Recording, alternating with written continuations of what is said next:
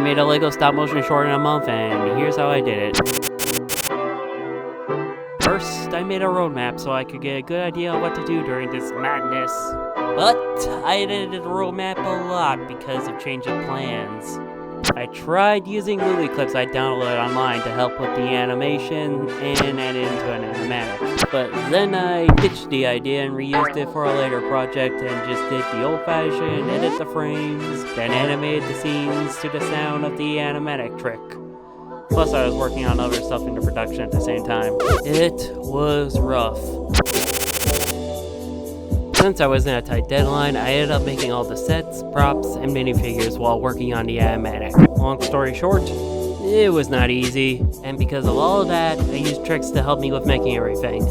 Like taping cardboard and construction paper to bins and soda boxes. A technique I actually used in my older stop motions. I also used markers instead of paint because it was quicker. I modified a cheap Hulk set I found at a Walgreens and converted it into the alien itself.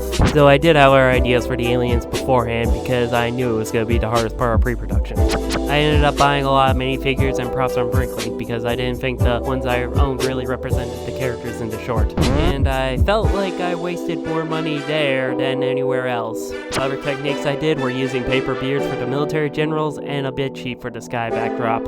I even tried a low-budget rear projection system, but it didn't seem to work all that well, so I abandoned that idea when I got to filming. Where do I begin? Well, for one, I tried to film in my basement, but ended up filming in my room because it was hot in the basement and it was in the middle of spring. Plus, it was easier to black out my room, and I was animating based on the audio from the animatic, and my laptop at the time wasn't working well for me. Don't worry, I got a new one later on.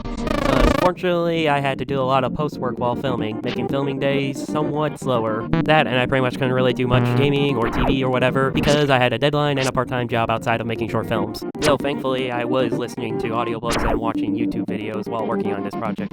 Yes, I did end up doing some shortcuts, like using a sock puppet for the alien silhouette, and actually showing him eating cars like in the title. I also did the still image gimmick you would see in the original Berserk anime, but I added photo borders to have it fit the short better. I also had to cut down the final fight because I didn't think I had time to do it, which made me mad because I felt like I cut down the ending of the short a little too much. Trust me, filming was hard, and relief when I finally finished and edited the short, which was actually easier than making everything else in short, or at least felt faster than everything else.